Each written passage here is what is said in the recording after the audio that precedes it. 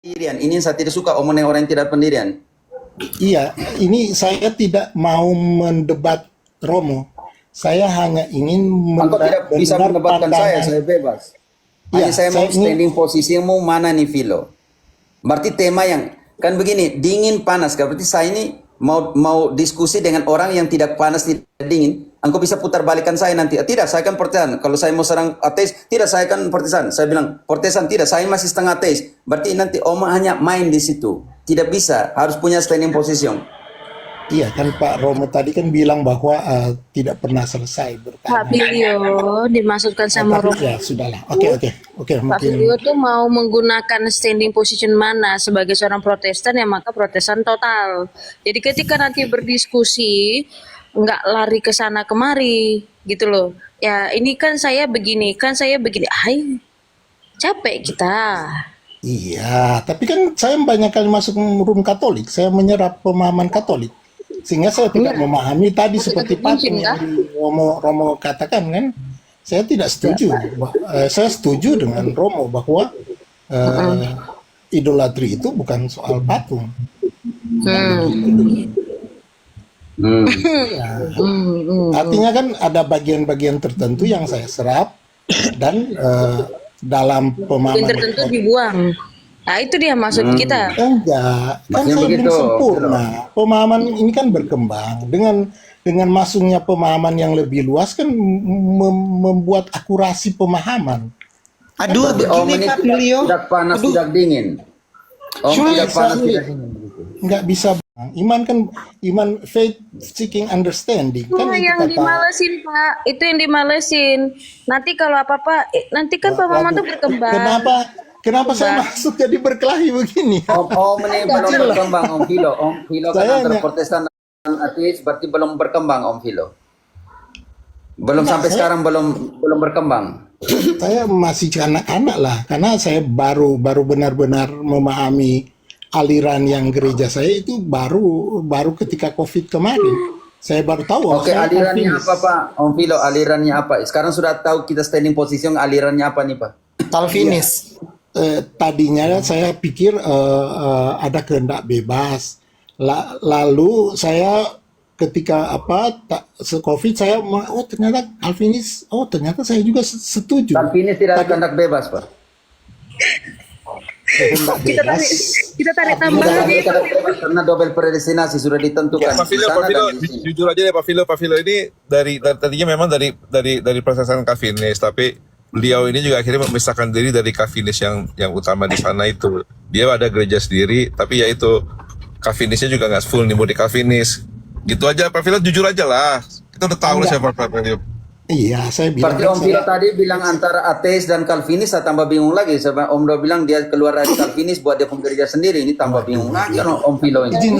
Izin Romo, saya Jadi bukan begini teolog, aja, Pak saya Bilio. bukan apa, Pak saya Bilio. engineering, saya Iya, iya. orang yang Bukan nggak pekerjaanmu Pak Bilio, bentar, bukan pekerjaanmu.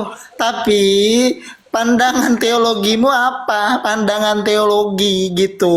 Standing position teologimu itu apa? Calvinis atau Kalpanax? Kalpanax pula. Siapa yang tulis di bawah itu? Kartu merah kamu Bilio. Udahlah, artinya gini lah, saya kan mau bertanya bagaimana pandangan tentang filsafat-filsafat modern, pengaruh terhadap Om doktrin. Vilo, kalau mau tanya itu saya mengerti.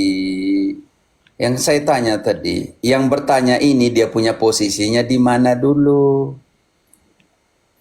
Oke, beginilah, saya itu dulu, saya Tambang kan aja sudah lah Pak cerita. Bilio, yuk. Kita tarik tambang yuk. Bentar lagi 17 Agustus Pak Bilio. Oke, Begini, begini saya Pak Filo. saya Pak Filo, kabar Pak anti Filo, right Pak Filo, ada bentar. sisi Pak Filo pernah berdebat sama saya kan, diskusi sama saya. Pak Ya, Filo subjek bilang objektif, Calvinis. ah? Kita bentar. Subjek Kita berdiskusi soal pandangan teologi Calvinis soal apa?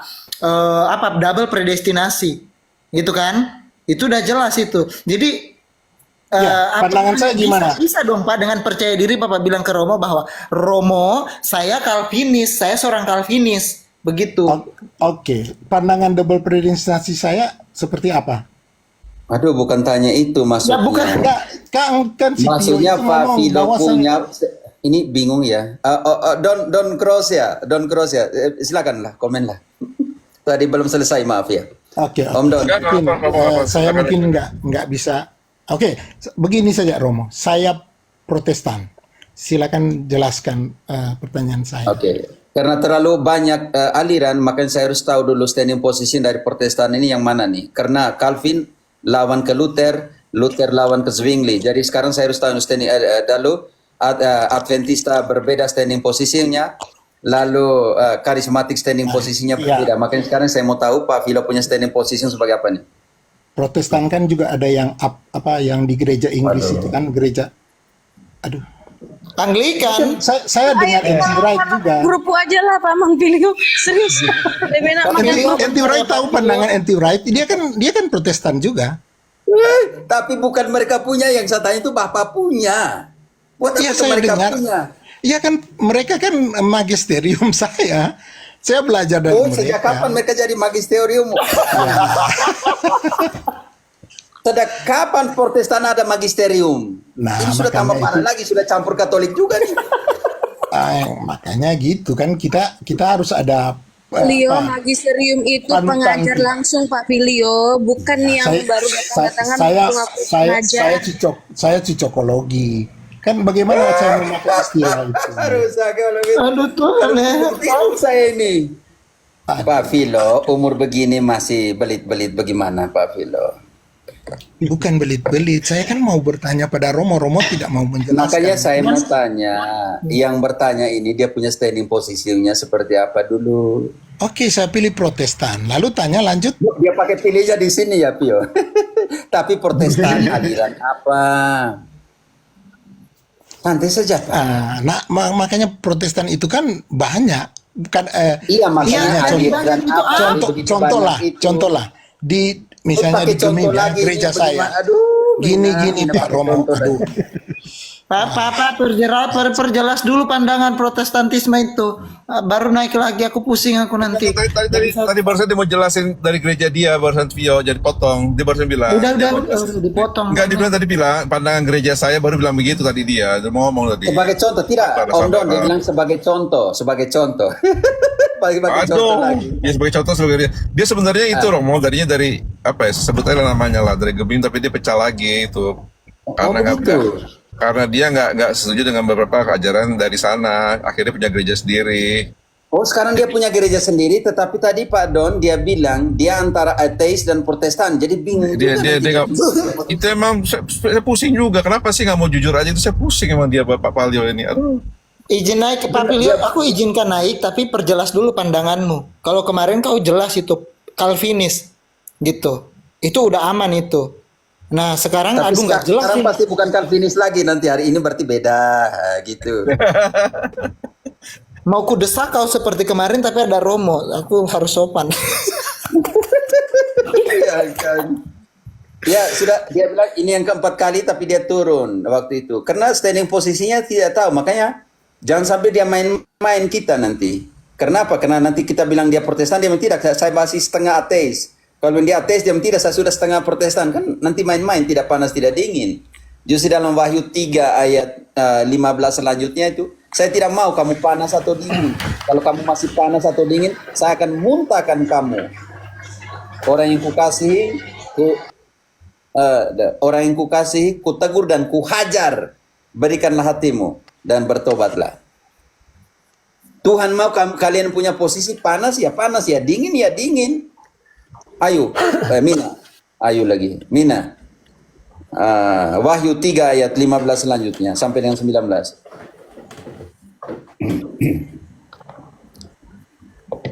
Wahyu 3 ayat. Wahyu 3 ayat 15 sampai 19. Om Philo, daripada saya buang waktu untuk mengajar, lebih saya mengajar orang daripada engkau hanya satu hal juga engkau masih belit-belit. Jujur saya malas orang yang tidak jujur. Wahyu 3 ayat 15 sampai 19. Baik. Dengar baik-baik itu Om Philo. Aku tahu segala pekerjaanmu, engkau tidak dingin dan tidak panas. Alangkah baiknya jika engkau dingin atau panas.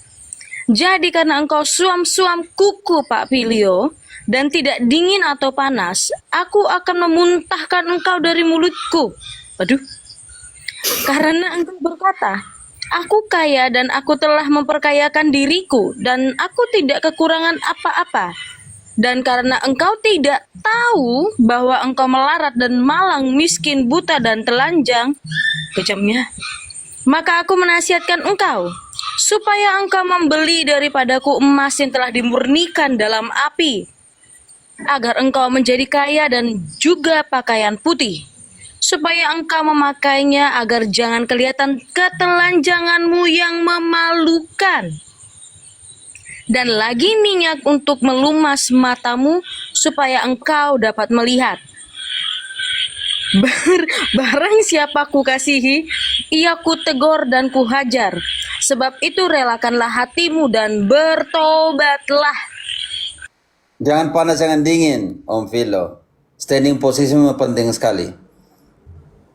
Kalau itu relativisme yang tidak jelas, campur aduk semua. Dia campur dari sini, campur dari sana, jadi bingung nanti Om Don. Dia punya yang posisinya dia punya seperti apa? Nano-nano. Tuhan bilang kalau tidak dingin, tidak panas, saya muntahkan engkau. Makanya Pio muntahkan dia dari room. Ya silakan. Randy Maya teman-teman, tadi. maaf. Tadi, Believer. bayangkan, saya mau jelaskan tentang filsafat modern dan semua dalam pengaruh itu, tapi dia sudah tidak standing position, saya mau penjelaskan apa lagi kalau begitu?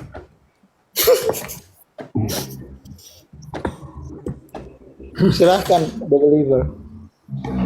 Believe. Ya, selamat malam, shalom teman-teman semua, shalom. Romo. Shalom. Yo, Ya, ini saya senang mengikuti diskusi di room ini ya, karena jujur saya juga seorang Protestan dari aliran karismatik dan Oke. saya menikmati setiap diskusi yang ada di room ini. Ya, cuman dalam hal ini kan saya melihat di konten-konten TikTok itu kan banyak sekali, ya tidak semua ya Romo ya, hanya beberapa dari teman-teman Katolik itu kan, saya juga tahu ada yang dari Protestan juga yang saling ini menyerang satu dan lainnya, merasa bahwa ajaran kamu sesat, ajaran kamu ini, ajaran saya lebih benar. Nah, seperti itu. Jadi kan orang lain yang di luar kita melihat terjadi suatu perdebatan dalam hal sesama tubuh Kristus gitu Romo. Nah, saya mengambil suatu kesimpulan, saya dari Protestan. Saya tidak pintar Romo, saya hanya orang biasa yang benar-benar menjalankan hidup saya, berusaha sekali untuk bisa mengenal Yesus Kristus secara pribadi dengan menjalankan setiap firman-Nya. Tidak mudah, tetapi bagi saya yang orang yang biasa ini, yang tidak pintar dalam hal apapun, dalam filsafat, dalam apapun, intinya saya tetap mau mengatakan bahwa kita mari saling kita mencari suatu amanat agung dari Kristus sendiri, bahwa jadikan semua bangsa menjadi muridku. Nah, kalau kita memperdebatkan ini dari aliran A, B, C, dan sebagainya, nah ini akan membuat suatu ini ya Romo ya. Saya tidak mencap ini salah atau tidak ya, terlepas dari itu. Tapi saya mau mengungkapkan pendapat saya aja. Marilah kita bersama-sama begitu Romo. Antara Protestan dan Katolik kita sejalan untuk memberitakan Injil kepada seluruh umat manusia lewat apa yang menjadi setiap dari kita kan mempunyai talenta masing-masing Romo. Ada yang talentanya. Bentar Pak. Ya. Amanat agung dalam Matius 28 ayat 19 itu sifat Katolik. Itu sifat Katolik yang universal. Semua bangsa muridku. Bicara soal betul. tubuh, Efesus 4 ayat 4 sampai 6 itu kalian tidak satu tubuh dengan kami. Jadi jangan bicara soal satu tubuh. Silahkan Romo. Iya, maaf.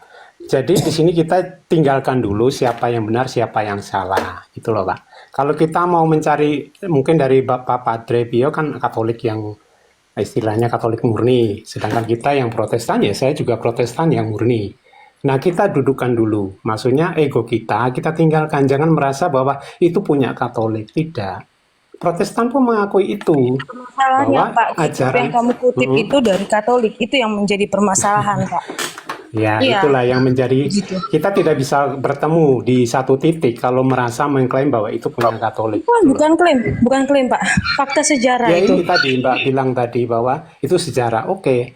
Tetapi kan dari Protestan pun kita sama-sama gitu loh. Kitab suci yang kita pakai sama, tapi mungkin dari Katolik merasa bahwa Itu yang kamu menjadi itu bukan kitab masalah. suci kamu. Jadi maaf, tanpa mengurangi rasa hormat, memang baik satu sisi terdengar sangat baik sekali, sama-sama mewartakan tentang Yesus Kristus. Tapi Yesus Kristus yang seperti apa?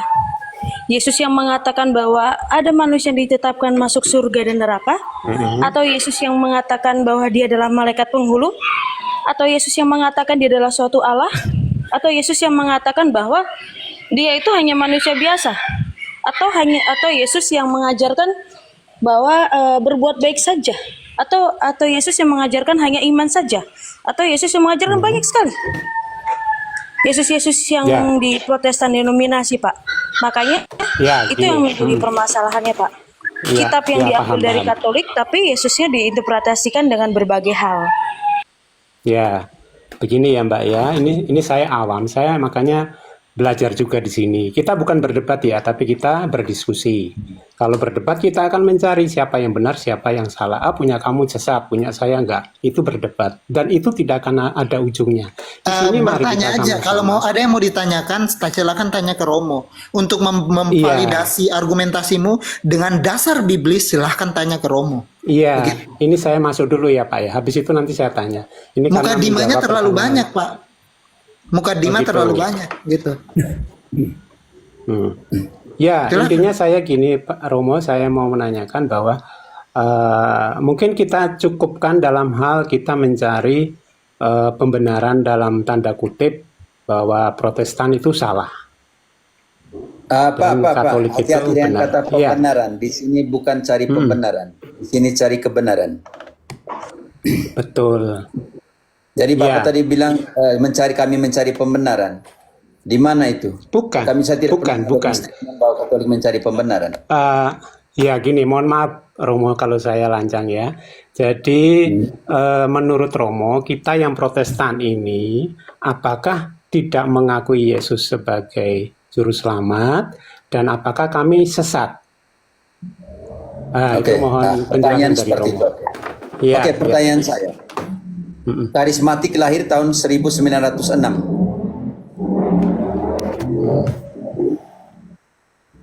Iya, Gereja Kristus punya lahir tahun berapa? ya gini Romo, mohon maaf saya tadi sudah sampaikan di Kita awal. tanya langsung. Kok Saya tidak mau tahu. komparasi Ya, dong? Iya. iya. Berarti tidak secara Mungkin jujur.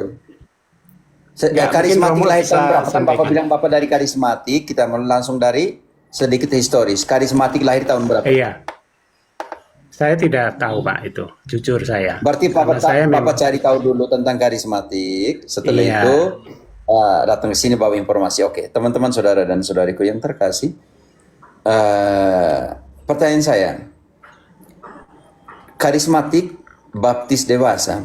Seorang yang keluar dari Katolik, yang dibaptis bayi, lalu masuk ke karismatik akan dibaptis kembali di sana, Pak? kalau kemarin kebetulan saya dari Protestan sebelumnya Pak, tapi kan Protestan tadi seperti Romo bilang ada banyak denominasi dan kebetulan saya dari Protestan yang Gereja Kristen Jawa. Karena saya ini di Solo, jadi ada Gereja Kristen Jawa. Cuman saya merasa di Gereja Kristen Jawa, tanpa mengecilkan Gereja Kristen Jawa, itu iman saya tidak bertumbuh.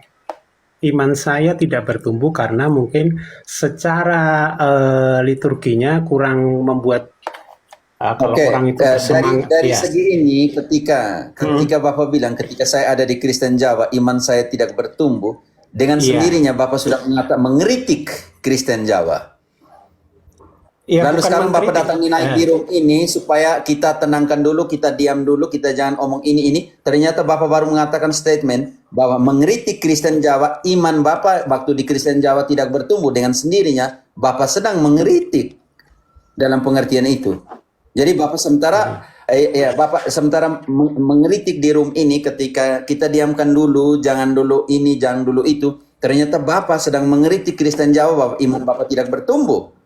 Dengan sendiri Bapak melakukan kontradiksi dengan pernyataan pertama Bapak bahwa harapkan room ini, jangan cari salah ini, Protestan seperti ini. Ternyata Bapak sudah menyalahkan Kristen Jawa dalam pengertian statementmu bahwa imanmu tidak berkembang di sana. Artinya Bapak menyalahkan di sana. Secara tidak langsung sudah mengatakan itu kontradiksi dengan pernyataan Bapak pertama.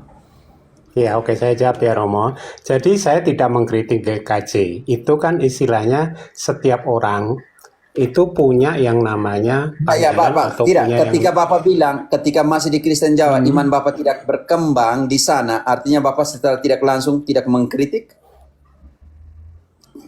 ya itu pandangan saya secara pribadi. Tidak, Jadi bukan tidak soal saya pandangan. di luar. Iya, Bapak Enggak, tidak mengkritik secara iya. tidak langsung? Iya, jadi kan begini Romo. Tidak, Kan kalau Pak. kita Jawab namanya ya. Bapak secara tidak langsung tidak mengkritik?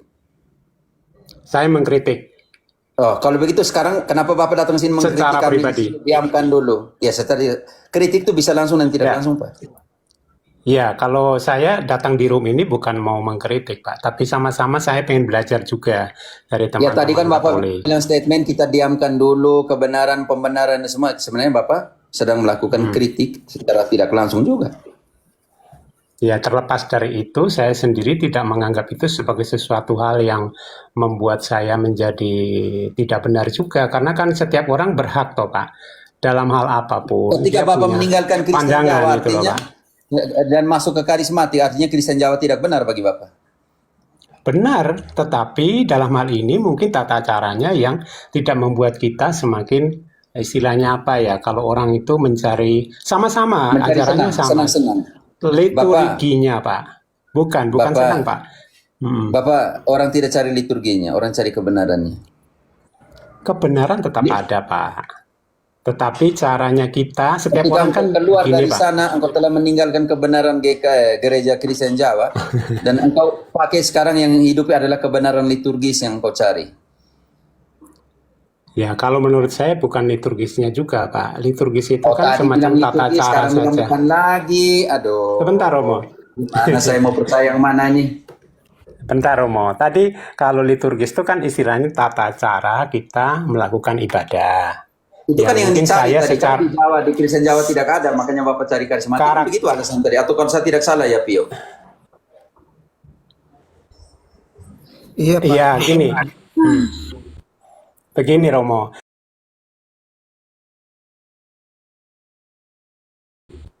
Begini, Romo. Kan banyak denominasi tuh, Romo. Kalau beda dengan teman-teman di Katolik, satu ya satu.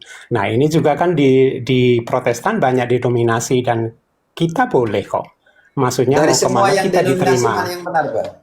Karena Semua kalau benar. saya keluar Kalau dari menurut Katolik, saya, semua benar. Ya.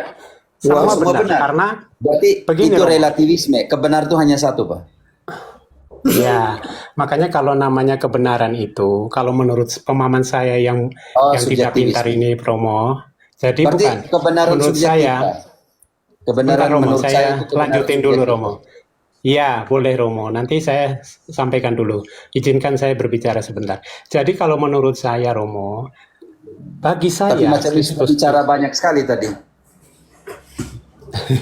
saya mau jelaskan ini, Romo. Mungkin bisa minta tolong saya sampaikan pendapat. Kan nggak apa-apa, kita diskusi ya, Romo, ya, bukan debat ya. Kita Tapi diskusi saja. pertanyaan Bapak saya belum jawab tadi. Yang apa, Romo? Maaf. Lalu sekarang Bapak Yang mau tadi jelaskan, ya. sedangkan pertanyaan Bapak saya belum jawab. Karena tadi Romo sampaikan bahwa bertanya ke saya, berarti yang GKJ itu tidak benar atau sesat. Makanya saya jelaskan ini. Kalau saya tidak jelaskan, nanti terjadi kebingungan lagi gitu loh, Romo. Nah, Ya, saya tidak jelaskan bingung. aja, Romo. Bingungnya kalian karena kamu pindah suka-suka, jadi bingung kalian. Mau Iya, yang karena mana yang di Kristen itu kan denominasi ya, Pak ya. Seperti teman-teman Katolik bilang kamu punya ribuan denominasi. Ya udah, kita ini pandangan saya secara Protestan kan, Romo. Jadi kalau saya mau pindah ke sini boleh, karena kan itu juga bagian dari Protestanisme gitu loh. Nah, Protestan banyak denominasi, saya milih karismatik karena apa? Di situ saya bisa benar-benar bertumbuh secara pemahaman Alkitab, secara iman juga saya makin dikuatkan gitu loh, Romo. Oke. Nah, iya. Tunjukkan di dalam kitab suci bahwa Bapak bisa pindah-pindah denom. Oh, Kalau itu saya hanya ambil satu ayat saja, Pak. Jadi Silakan, yang mana setahu ayatnya? Silakan. Ayat yang mana di dalam kitab suci yang mengizinkan kita pindah-pindah denom? Silakan Pak. Saya ikut alurmu ya Pak. Tolong cari di ayat.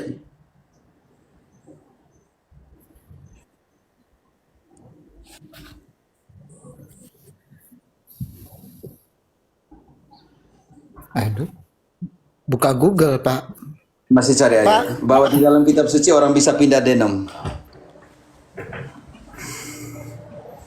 tidak melihat yang namanya kamu dari gereja mana, dari Langsung ayatnya mana yang mengatakan bahwa kalian bisa pindah denom suka-suka? tidak ada Romo, tidak ada. Kalau begitu bagaimana ya? Saya mau ikut yang mana nih kalau begitu? Iya, kembali lagi ini kan perkaranya iman ya Romonya. Jadi kalau namanya iman, jangan dulu. Kan Bapak bukan pindah iman, Bapak pindah denomnya. Sekarang tunjukkan dalam kitab suci bahwa bukan pindah imannya, Bapak bilang tetap iman Kristen. Dan pertanyaan saya, bagaimana dalam kitab suci bilang karena iman yang satu ini engkau bisa pindah denom yang satu dan yang lain? tidak ada Romo, tidak ada. Kalau begitu saya tidak percaya Bapak. Kalau bilang tidak ada dalam kitab suci, saya mau percaya bagaimana? Ya tidak apa-apa Romo kalau tidak tidak percaya dengan saya. Bapak tidak bisa memberikan pembuktian dogmatis dan pembuktian data bahwa di dalam kitab suci mengizinkan kita untuk pindah sana sini.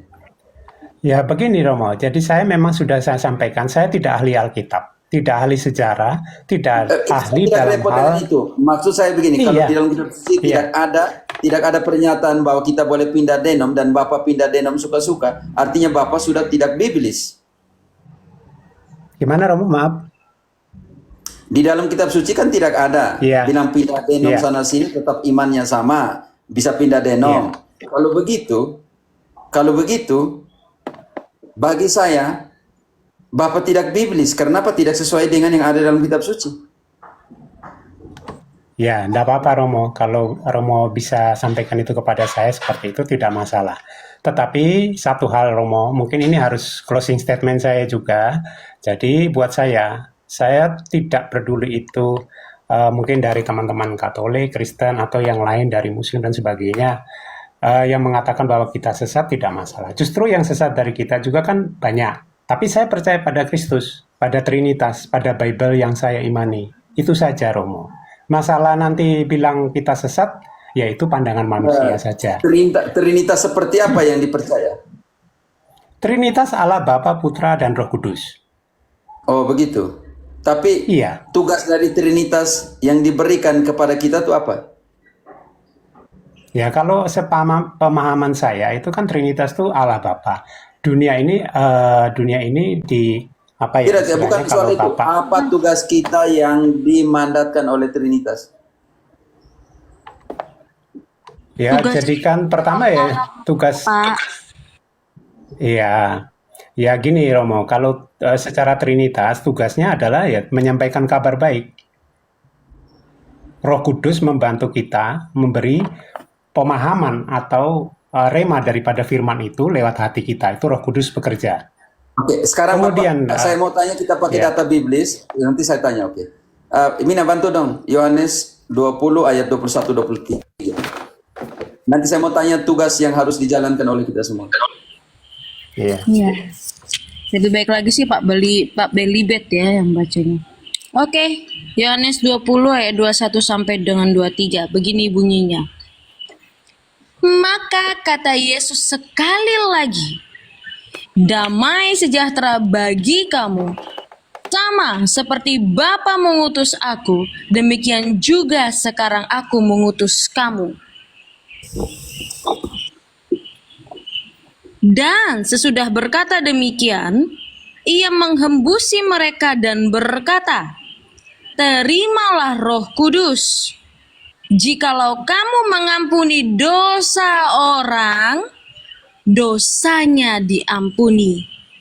Dan jikalau kamu menyatakan dosa orang tetap ada, dosanya tetap ada. The belief.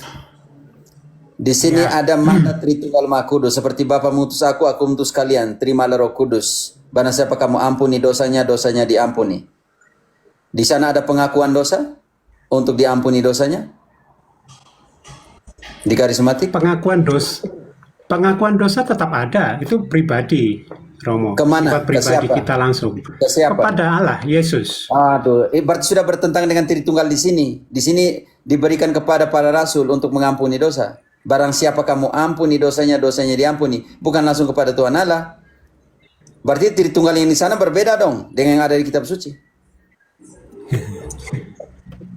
Silakan Pak, Ya, gini, tentang Romo. aja ayat ini. Seperti Bapa mengutus aku mengutus kalian, terimalah Roh Kudus. Barang siapa kamu ampuni dosanya, dosanya diampuni. Barang siapa kamu tidak ampuni dosanya, dosanya tidak diampuni. Ya, Artinya di ini sini Pak, pemahaman, ya, bukan. Memang ini kesatuan aksi Tritunggal Maha Kudus dalam pengampunan dosa. Diberikan kuasa kepada para rasul. Lalu Pak tadi bilang mengaku langsung kepada Tuhan Allah. Tunjukkan satu ayat bahwa mengaku langsung kepada Tuhan Allah. Berarti Tritunggal di sana berbeda dong yang ada di sini. Yang ada di kitab suci. Tugasnya. ya. Itu Ya, pun Bapak gini, bilang Romo. masih bilang saya ini Tritunggal. Sedangkan Tritunggal gini, yang di Romo. sana berbeda dengan pemahaman yang kitab suci punya.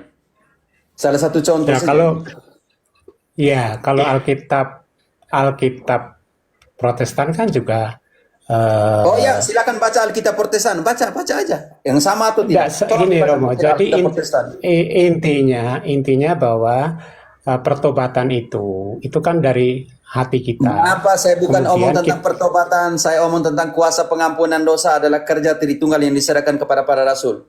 Itu kalau tidak mengaku kepada otoritas yang dia diberikan, sedangkan ada itu mandat yang Yesus beri di dalam kitab suci, mandat Tritunggal. Bapa mengutus saya mengutus kalian, terima Roh Kudus. Barang siapa kamu ampuni dosanya, dosanya diampuni. Itu mandat pengampunan dosa. Sedangkan Bapak bilang mengaku langsung kepada Tuhan. Makanya Tritunggal mana yang Bapak hidupi? Ya, Tritunggal yang kami pegang adalah Tritunggal Allah Bapa, Putra, dan Roh Kudus, Pak. Romo. Tapi di sini yang dia serahkan mandat pengampunan dosa. Bapak bilang langsung mengaku kepada Tuhan. Sedangkan di dalam kitab suci tidak satu pun mengaku langsung kepada Tuhan Allah. Iya, kalau dalam iman Kristen Protestan itu Bagus, saya bukan iman untuk- Kristen. Yang kita baca kitab suci ini, Bapak, sudah bertentangan apa yang Bapak bilang di sana dengan apa yang dikatakan kitab suci. Apakah masih dibilang Tritunggal yang sama? Ya, gini aja Romo. Nanti kalau saya jelaskan kan Romo juga akan tetap mempertahankan kitab daripada teman-teman Katolik. Ya sudah. Silakan jelaskan, Sekarang tapi dengan data kitab suci untuk ini kontradiksi Iya. dengan ayat ini. Silakan. iya, tadi kan saya mau jelaskan Romo. Lah, menurut pandangan saya, kita yang di Kristen karismatik, pertobatan itu memang setiap orang berhak untuk datang kepada Bapa langsung. Lewat pertobatan, lewat hati yang tulus Mana benar-benar ayatnya? ingin bertobat. Mana ayatnya? Mana ayatnya? Nah, kalau ayatnya saya Memang belum tidak hafal ada sih, Romo. ayatnya datang langsung kepada Bapa untuk bertobat dan mengaku langsung kepada Tuhan. Memang tidak ada.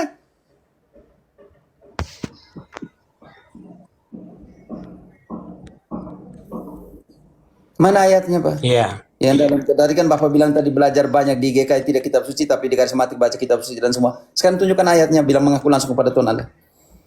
Buktikan dari perjanjian lama sampai perjanjian baru. Iya. Sebenarnya kalau menurut saya perbedaan penekanan antara Trinitas antara Katolik dan Protestan terutama soal Bapak dalam pengajaran. contoh jangan dulu ketertinggal. Tunjukkanlah di dalam kitab suci Bapak sudah bilang mengaku langsung kepada Tuhan Allah. Di mana ayatnya bilang langsung mengaku kepada Tuhan Allah? Jangan dulu tema lain, Pak. Selesaikan tema ini.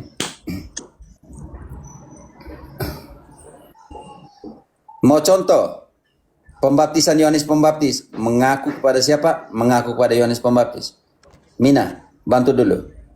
Matius 3 ayat 1 dulu. Matius 3 ayat 1.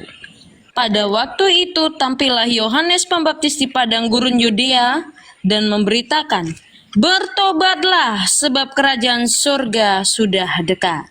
Ayat 4. Yohanes memakai jubah bulu unta dan ikat pinggang kulit, dan makanannya belalang dan madu hutan. Maka datanglah kepadanya penduduk dari Yerusalem, dari seluruh Yudea, dan dari seluruh daerah sekitar Yordan. Lalu sambil mengaku dosanya, mereka dibaptis oleh Yohanes di sungai Yordan. Kepada Yohanes Pembaptis pun mereka pergi mengaku dosa sebelum dibaptis. Lalu di mana bilang mengaku langsung kepada Tuhan Allah? Ya kalau saya gini Romo, jadi Tapi setiap Pak, orang jangan itu pakai datang menurut saya, menurut kitab suci di mana langsung bilang Oke. mengaku langsung kepada Tuhan Allah. Jangan menurut saya terus. Kalau menurut saya ini data tidak ada, bagaimana kita mau ngomong? lewat Yesus Romo. Jadi yang terdapat Di di mana Yohanes bilang 14 ayat mengaku lewat 6. Yesus dalam kitab suci? Yohanes 14 ayat 6 Romo. Tolong dibaca Yohanes 14 ayat 6, mengaku langsung kepada Yesus. Dosamu atau bagaimana di situ? Dia omong tentang apa? Tritunggal atau apa? Oke, Yohanes Ya, 14 ayat 6. Tak dibacain, Pak?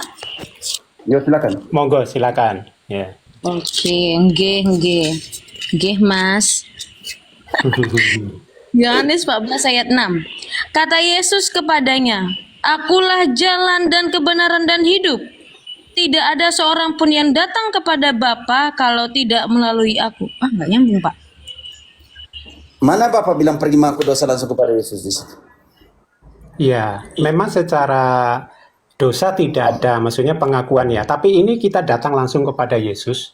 Apa yang Katolik juga menjadi tidak, Katolik beban? juga omong yang sama, tetapi omong tentang mengaku dosa, bukan omong tentang Yesus adalah jalan kebenaran dan hidup. Barang siapa ingin datang kepada Bapa melalui aku, tidak ada bilang pergi mengaku dosa ke dia. Jangan tafsir sembarang, Pak.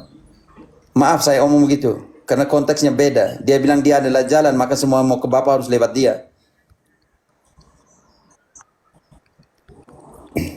Masih silakan buka waktu lagi, cari dong di Google, cari ayat yang mana bilang mengaku langsung kepada Allah. Silakan, Pak. Ya, kalau saya itu Romo sebenarnya banyak, cuman saya memang Tidak, penafsirannya sebenarnya mungkin banyak. Tolong cari satu ayat. Tidak ada satu ayat, Pak. Jangan sembarang Ini, bilang Pak. sebenarnya banyak.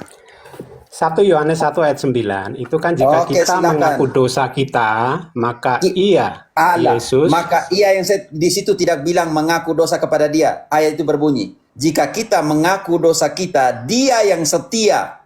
Di situ kenapa? Karena ada pelayanan pendamaian. Di 2 Korintus 5, 18, 21. Kami adalah utusan-utusan pendamaian. Dan di dalam Ya. 2 Korintus 3, ayat 5 dan 6. Kami adalah pelayan-pelayan perjanjian baru yang dimeteraikan oleh Roh, yaitu Yohanes 20 ayat 21-23. Terimalah Roh Kudus barang siapa kamu ampuni dosanya, dosanya diampuni. Jangan ambil salah Ya. Yohanes 1 ayat Ya. 1 Yohanes 1 ayat 9 itu, Pak. Konteksnya tidak ada di situ bilang mengaku langsung kepada Tuhan Allah. Ya, jadi kita tetap begini Romo, tetap saya berpegang pada Mana 1 Yohanes ayatnya 1 ayat bilang langsung 9. mengaku kepada Tuhan Allah? Saya belum Bentar Romo, menyelesaikan itu. saya ngobrol dulu, sebentar saya ngomong sebentar ya. Jadi pemahaman yang tadi, yang 1 Yohanes 1 Kenapa ayat cari 9. dengan ayat baru bisa omong, kalau belum ada ayat jangan omong. Iya, itu 1 Yohanes Romo, 1 ayat 9. Konteksnya Pengakuan ayat dosa itu 8. Bahwa kalau pengakuan kita mengatakan dosa. kita tidak berdosa, di situ tidak mengatakan mengaku langsung kepada Allah. Di situ bilang Allah yang setia akan mengampuni, tetapi melalui ministerial, menaruhi jabatan imamat yang dia telah tentukan. Jangan tafsir sembarang ayat itu bilang mengaku langsung kepada Tuhan Allah. Pak, Bukan tafsir Romo, ini kan sesuai ayat Bible. Pak, bentar Pak Bible Belibet begini. Ya. Ini kan ditulis sama Rasul Yohanes yang sama yang menulis kitab Yohanes, betul? Iya. Betul. Apakah dia menulis suratnya kitab Yohanes 1 Yohanes 1 ayat 9 ini bertentangan dengan Yohanes 20 ayat 21 sampai 23, Bapak? Ya tidak, itu kan satu kesatuan. Ya. Iya, justru itu maksud Romo Cafe. Kita lihat dari cara komentarnya. Makanya saya mau dia. jelaskan tadi. Jika kita tapi saya mengaku sudah dosa dipotong kita, gitu nah loh. ini mengaku dosanya ke siapa? Yohanes yang sama yang Sebentar. menulis kitab Yohanes gitu loh, Pak. Itu maksudnya. Iya paham, makanya saya izinkan saya bicara dulu, jangan dipotong. Ini kan pandangan saya, kalau kita mau berdiskusi ya According to me kita mendengarkan makan dulu. sate yuk, Pak. Pak, kita makan sate. Mumpung belum jam 12 malam, Pak. Kita makan sate yuk. Yuk. Kalau udah according to me ini pusing kita. Ya, memang agak susah sih kalau semua mengencangkan Menurut otot Biblis, semua ya menurut agak susah. pandangan Alkitab, Pak. Kalian ini sholat skriptural Iya, apa sholat pengakuan dosa bisa dilakukan otak langsung atau sholat kepada apa ini? Tuhan Kalian ini. lewat doa pribadi tanpa harus Aduh. lewat imam atau pastor gitu. Aduh. Karena kalau di Katolik itu percaya bahwa pengampunan dosa itu datang dari Kristus Ya, tapi karena ada disalurkan dasar melalui biblisnya. sakramen tobat Ada yang ayatnya, Pak. dilayani Ada ayatnya, oleh Pak. imam. Kafe ya. Ya udah. Ada ayatnya Imam tadi- itu tadi- dianggap tadi- sebagai wakil Kristus. Nah ini yang Ya, kita sudah nggak seperti bisa yang gitu dikatakan loh. Romo Cafe lah ya. Kita buka ya 2 Korintus 5 ya. Saya ya ampun Tuhan, Masya Allah. Ya. 2 Korintus 5 ayat dari 18 saja ya. Dan semuanya ini dari Allah yang dengan perantaran Kristus telah mendamaikan kita dengan dirinya, yang telah mempercayakan pelayanan pendamaian itu kepada kepada kami. Sebab Allah mendamaikan dunia dengan dirinya oleh Kristus dengan tidak memperhitungkan pelanggaran mereka. Ia telah mempercayakan berita pendamaian itu kepada kami. Jadi, kami ini adalah utusan-utusan Kristus. Seakan-akan Allah menasihati kamu dengan perantaraan kami. Dalam nama Kristus, kami meminta kepadamu, berilah dirimu didamaikan dengan Allah. Saya ulang lagi deh, 20 ya Pak ya. Jadi, Silakan. kami ini adalah utusan-utusan Kristus. Yohanes 20 ayat Ya. 21 sampai 23. Seakan-akan Allah menasihati Pak the believer melalui perantaraan Belibet ya Mbak? Iya, dalam nama Kristus Baca. kami meminta kepadamu, berilah dirimu didamaikan dengan Allah. Itu Pak, itu ada dasarnya. Gitu. Iya, berarti intinya apa itu Mbak? Allah sendirilah inisiator rekonsiliasi perdamaian antara manusia berdosa dan Kita dirinya lomba, kan? lomba balap karung ya Pak, yuk, yuk, lomba balap karung yuk. Yuk, kita lomba balap karung aja. Ya udah gini aja teman-teman, kayaknya Lomba kita nggak bareng. ketemu dah. Mungkin saya turun Nah, emang aja nggak ketemu. daripada nanti. Ya, Emang nggak sudah ketemu, nggak apa-apa. Yang Bukan di sini kita saya nggak bisa. ketemu. Pak Billy Iya. nggak ketemu kebenaran. Ya. Belajar, Sebenarnya Pak, sebenarnya yang saya itu sesalkan membebaskan. itu, Romo. Jadi kita itu sama-sama tubuh Kristus, ibarat pohon. Beda. Ranting-ranting itu. Sudah Pak. Beda. Tadi Bapak Ya keluar sudah, dari karena merasa gereja eksklusif, Kristen Jawa nggak juga apa-apa. mengeritik. Oke, Bapak juga keluar dari Nggak gereja apa-apa. Kristen Jawa, Pak. Oke, sekarang jangan sok santo di sini, minta maaf ya. Gimana Pak? Pak tadi jadi keluar dari gereja Kristen Jawa masuk ke karismatik, jadi omong buruk juga di sana, bilang di sana iman tidak berkembang apa, itu kan kritik secara tidak langsung. Yang sini memburukkan gereja Kristen Jawa. Lalu Bapak di sini masuk santo bilang kita ini satu tubuh, dari mana satu tubuh? Bukan. Pak, Iya, kalau yang satu saya tubuh sampaikan Bapak tadi. tidak Itu pindah. saya nggak suka begitu. Iya, kalau Bapak Pak bilang bilang satu kita nggak ketemu, ternyata Pak enggak mau mengerti apa yang dikatakan dalam kitab suci. Ya sudah, begini aja Romo, kan kayaknya kita ndak bisa apa ya berdiskusi, karena kan saling mempertahankan masing-masing. Jadi Jadi Bapak mempertahankan tanpa kembali lagi dalam kitab tadi, suci mau iya. bilang mana? Maksud saya gini Romo, jadi kita ini percuma kalau kita masuk di room, karena saya tuh pertama tadi sangat senang pengen berdiskusi, tapi setelah saya masuk, nah ini kayaknya nggak nemu juga maksudnya. Ya memang berbeda berarti. Pak believers ini. Kalau Bapak Ya, bilang silakan. Bapak bilang kekristenan itu adalah tubuh Kristus. Sesama tubuh Kristus, Bapak tidak mungkin keluar dari GKJ. Itu logika sederhana, Pak. Sesuai dengan yang Bapak GKJ bilang. keluar secara gereja, tetapi secara iman tetap pada Kristus, Mbak. Waduh. Bukan kita meninggalkan GKJ, terus kita Gereja itu pindah. ada berapa? Terus Pak? Tuhannya Gereja beda ada berapa lagi, di dalam kan? kitab suci? Pak Billy, Kalau gereja ada itu- berapa dalam kitab suci? Kalau gereja Gereja ya, ada gereja berapa itu dalam kan kitab suci? saya di kitab suci nggak nemu ada gereja berapa. Mungkin Romo bisa ngasih Ada saya satu. ayat. Ada satu. Iya. Efesus 4 Iya. ayat 4. Iya. Efesus 4 ayat 4. Malah lebih skriptura kita ya. Ya adalah. Efesus 1 ayat 4. Beginilah bunyi 4 ayat 4. 4 ayat 4 ya. Efesus 4 ayat 4. Beginilah bunyinya, Pak. satu tubuh dan satu roh, sebagaimana kamu telah dipanggil kepada satu pengharapan yang terkandung dalam panggilanmu. Lanjut sampai 6. Ini yang paling tepat lagi, Pak. Satu Tuhan, satu iman, satu baptisan, satu Allah dan Bapa dari semua, Allah yang di atas semua dan oleh semua dan di dalam semua.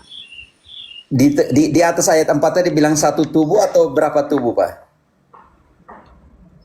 Ya, satu tubuh. Tubuh itu apa, Pak? Ya, kalau satu tubuh itu maksudnya gereja ya. Maksudnya satu Berarti gereja, Bapak bilang tadi satu tempat. bukan soal gereja tapi soal imannya. Kan itu gereja Kristen dan Ya. Bapak sekarang gereja karismatik. Berarti di sini sudah ada 2 gereja, bukan lagi satu gereja. Kan logikanya di Ya, situ. mungkin. Oke, kita pakai ayat. Ya. Kita pakai ayat. Ya. Apa Ya, itu Romo. tubuh? Saya- Silakan Efesus 2 ayat 22-23. Karena Efesus- Bapak kalau begitu, gereja Kristen Jawa, gereja karismatik, jadi sudah ada 2 gereja. Bapak tadi bilang bukan soal gerejanya tapi soal imannya. Ternyata di Kalau sini Bapak denominasi bilang memang gereja- banyak, Romo. Kalau Bapak denominasi bilang bukan gereja dua, tadi, banyak. jangan bilang denominasi. Ini sudah parah lagi Bapak nih, loncat lagi. Kan logika Bapak punya Denominasi Bapak itu gereja Sekarang dengan- denominasi di mana, Iya. Pak? Bapak harus Bukan. harus konsisten dengan pernyataan bilang itu gereja yang tadi Bapak bilang gereja Kristen Jawa, gereja karismatik. Berarti itu bukan satu lagi, sudah 2 kata gereja itu. Gereja karismatik, denominasi, Pak. Sama aja Gereja gerejanya denominasi, itu, Pak. Romo. Oke, gereja Ya. itu apa? Ya. Tapi di dalam kitab suci Bapak bilang tunjukkanlah bahwa gereja itu satu. Satu atau tidak tadi? Satu tubuh atau tidak? Iya, satu tadi. Oke, dan gereja adalah satu tubuh. Oke, Ya. satu tubuh adalah gereja. Berarti Bapak sudah pindah 2 gereja ini. Berarti bukan lagi satu tubuh, bukan lagi satu gereja. Ya, kalau menurut saya gereja itu kan tempat Ya kita sudah dari ini tadi ya. Pio menurut saya terus gimana sih? Bukan menurut kitab suci, saya mau jelaskan menurut saya terus gimana. Pak. Sudah Pak, bangun saja gereja sendiri Pak. Tuhan memberkati. Iya, sudah diberkati sama Romo itu, udah dapat berkat itu. Terima kasih. Selamat tinggal ya, Pak. Saya terima Belajar. berkatnya. Iya, banyak-banyak Ya, belajar ya. karena saya masih awam dan bodoh, mohon maaf. Karena saya juga hanya tahu bahwa dalam diri saya hanya Kristus. Dan Oh, ya, saya siap. tetap menjalani dalam hidup saya. Maaf, kita kasih ayat dulu. Di dalam dia ada Kristus dan Kristus itu punya tubuh. Efesus, dan kita baca dulu Efesus 2, 22-23. Dia bilang ini penting sekali. Di dalam dia ada Kristus dan Kristus punya apa? Oke. Efesus 2, 22-23. Maaf Momo, Efesus 2 ayat 23 nggak ada. 22. 1. 21 Satu. sampai 22. Mm-mm. Bab 1 ayat 22-23. Oh, bab 1 ayat 22 sampai 23 ya. Begini. Jauh lebih tinggi dari segala pemerintah dan penguasa dan kekuasaan dan kerajaan dan tiap-tiap nama yang dapat disebut, bukan hanya di dunia ini saja melainkan juga di dunia yang akan datang. Dan segala sesuatu telah diletakkan di bawah kaki Kristus, dan dia telah diberikannya kepada gereja sebagai kepala dari segala yang ada. Gereja yang adalah tubuhnya, yaitu kepenuhan dia yang memenuhi semua dan segala sesuatu. Kita harus tahu gereja yang adalah tubuhnya yang mana nih? Tadi dia sudah pindah dari gereja Kristen Jawa, dia ke karismatik, berarti sudah ada 2, bukan satu lagi. Berarti Yesus ini poligami, dia punya 2 tubuh. Setelah itu dia marahin karismatik, dia pergi ke Adventista, berarti Yesus punya 3 istri, 3 tubuh. Rusaklah kalau begitu. Makanya tadi Mina bilang kalau memang gereja itu satu, kenapa harus keluar dari GKI masuk ke karismatik? Oh tidak, itu liturginya nggak enak apa semua, ya sudah kalau itu hanya pergi cari liturgi kalau bukan cari kebenaran, ya susah juga sih sebenarnya.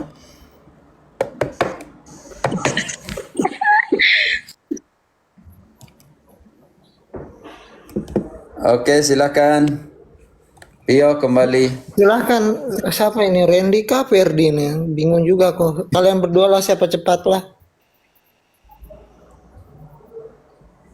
Silahkan.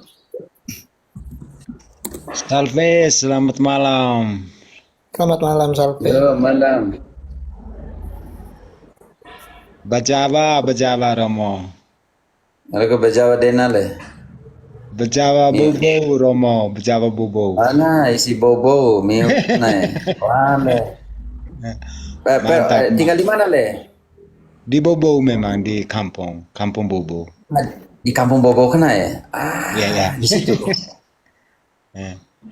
Saya teman orang Boua mereka. Teo Ngoe, Iya, Bertomis. Romo. Iya. Berarti Bobo itu di bagian mana?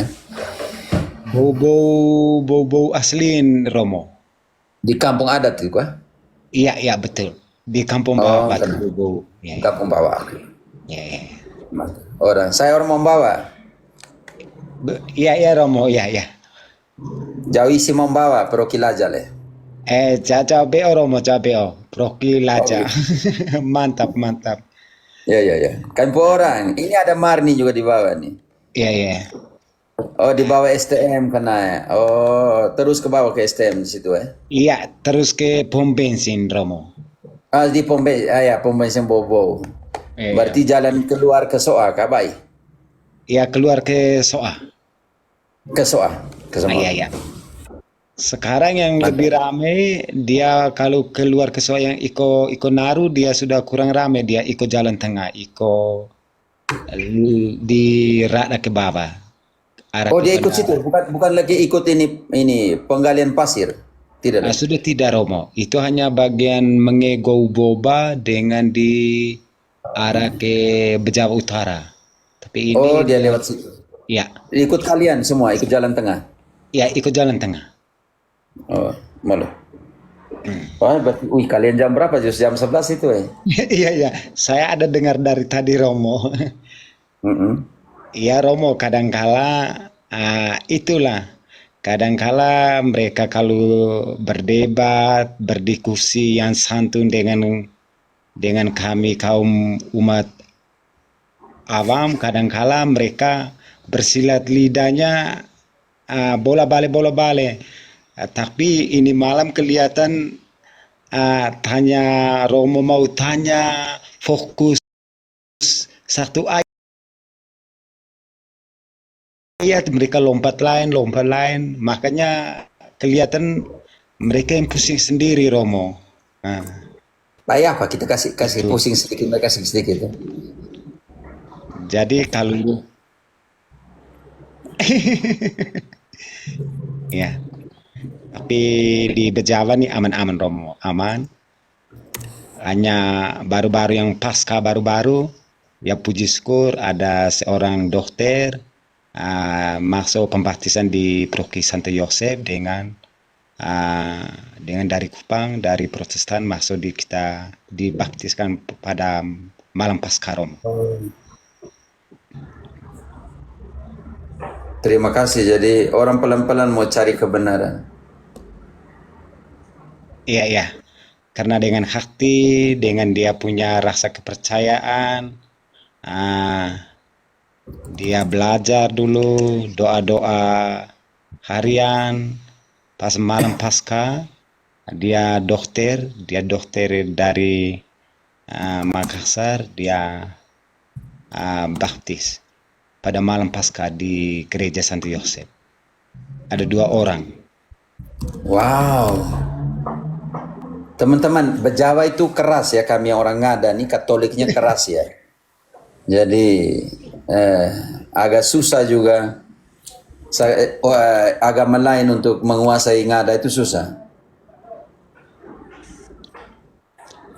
Ya Romo, kadangkala kita di Flores nih, ya kalau masalah perkembangan misionaris, dia bagus, sudah merambah, pemekaran proki, dia sudah banyak. Ini yang ada kebanggaan kita di Flores di sini Romo. Ya, mantap. Tapi jangan terlalu bangga-bangga itu. Belajar, jangan bangga-bangga terus tidak mau belajar. Saya punya teman di bawah ini yang di sini Analaja nih, kami sama-sama Marni kan ya, ada Kakun Marni. Tiap malam ikut belajar di situ. Semoga dia bisa jadi katekis di paroki sana untuk untuk ajar yang calon Krisma untuk iman Katolik seperti apa? Makanya Romo, sebenarnya kami umat-umat awam ini memang kami artinya mereka berdebat dengan kami ya oke, tapi ada yang hal-hal yang tidak kami rasa suka tuh itu yang kami tidak setuju. Membalikkan fakta seolah-olah mereka anak pertama, padahal belajarnya dari Alkitab perjanjian lama dengan baru kita kan kolaborasi, tapi mereka kan tidak. Nah, di sini saya hanya minta teman-teman semua, mari kita dengan kepercayaan kita secara Katolik, kita Katolik, jangan mudah terpancing dengan hal-hal semacam ada tekanan ekonomi, itu yang kita hindarkan karena kita membawa hati dan perasaan kita kalau warna putih ya putih. Jangan ada 2-3 warna Romo begitulah. Oke, ya. Makanya kita harus belajar kan ya, MK. Kalau kita tidak belajar, kita mau jelaskan seperti apa. Tapi tiap malam nih kita banyak room-room ikut anak-anak muda ini nih, yang Mina ini dari Protestan. Padre Pio ini dia dalam proses dari Muslim ke Katolik. Banyak mereka yang ada di sini nih, yang anak-anak muda sendiri yang buka room ini nih, justru mereka yang pernah di sana dan kembali ke gereja yang benar, gereja yang satu. Jadi ini juga kadang mereka lebih gigih daripada kita yang lahir besar Katolik MK. Jadi bagaimana kalau kita tidak mau belajar di sini? Jadi ada yang info di bawah bilang baru-baru di Malaysia banyak yang dari Protestan masuk Katolik. Mantap ya teman-teman. Oke, lanjutkan pengajaran seperti ini. Ya, yang banyak yang makanya tiap hari Rabu malam di saya punya room cafe yang saya punya ini, itu hari kesaksian. Mantan-mantan Protestan masuk yang pindah dari Katolik, pindah dari Protestan, pindah dari Islam masuk Katolik, mereka memberikan kesaksian. Seperti itu. Tapi Romo ini ada satu ibu dokter nih, dia dari Hindu terus ke Islam, terus dari Islam dia balik ke Hindu, terus pas pasca baru-baru dia rasa percaya diri, entah bagaimana kita umat Katolik tidak giring, harus dengan dia punya kemauan dan di doa Bapa Kami, Salam Maria, doa-doa yang artinya dia langsung minta untuk pembaptisan. Itu itu orang. perjalanan panjang. Itu pasti dia yang katekumennya 1 tahun itu tidak main-main. Iya. Katolik tidak mudah untuk masuk. Katolik bukan yang sebelah orang datang langsung ke baptis, tidak. Katolik itu proses panjang. Ya. Oke, teman-teman. Yang lain silakan. Ada satu doa Ferdi, Valerian. Silakan. Aman Valerian, silakan. Saya 15-20 menit lagi ya, Pio. Oke, siap, Romo. Yo. Siap, Romo. Kobe Pater. Yo, Vale. Ya. Kobe. Sebelumnya saya minta maaf Pater, saya ada pertanyaan ini berdasarkan hasil diskusi kami kemarin dan saya masih ada kebingungan sedikit mungkin. Kau minta maaf macam kau buat salah ini, kau tidak buat salah, kau minta maaf. Takutnya nanti saya salah bicara tuh Pater. Jadi begini Pater, mungkin ada sejarah atau tradisi gereja yang menjelaskan tentang Bunda Maria. Apakah Bunda Maria terangkat ke surga setelah meninggal atau tidak meninggal? Mungkin bisa dijelaskan Pater. Ya, secara kanon KGK mengatakan berpartisipasi dalam kematiannya Tuhan dan anaknya.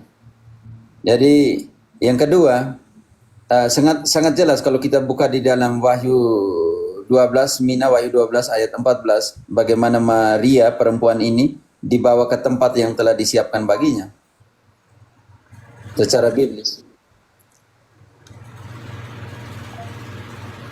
Maaf Romo, agak sedikit bising dari katak, gak apa-apa ya? Ya nggak apa lah, santai aja.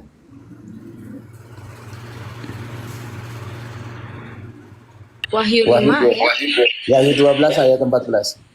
Wahyu 12:14. Begini bunyinya ya. Kepada perempuan itu diberikan kedua sayap dari burung nazar yang besar, supaya ia terbang ke tempatnya di padang gurun, di mana ia dipelihara jauh dari tempat ular itu selama 1 masa, 2 masa, dan setengah masa. Jauh dari setan. 1 masa, 2 masa, waktu yang tak terhinggakan, tak terhingga. Tempat mana yang tidak ada setan lagi, Valen?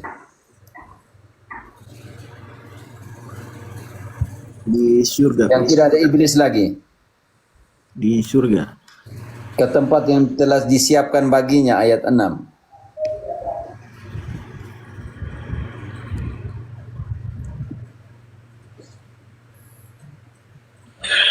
Ya Romo?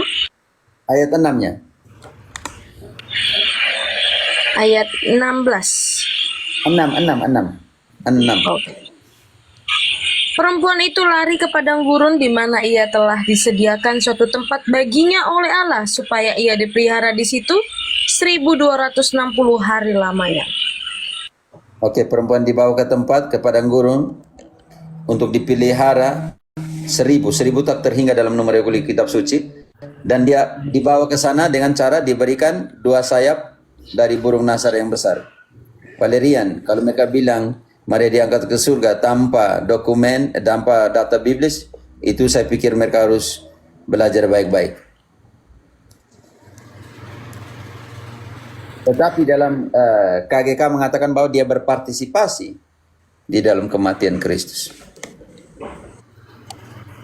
Sekarang tunjukkan kalau Bunda Maria dia mati dan ada di situ, tunjukkan kuburnya, di mana kuburnya.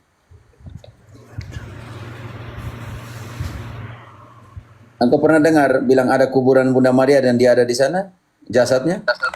Tidak pernah dengar, Pater. Wahyu bilang kepada perempuan diberikan 2 sayap burung dari burung nasar yang besar untuk pergi ke padang gurun di mana dia di mana di sana tidak ada lagi setan. Berarti dia di mana tempat yang tidak ada setan nih?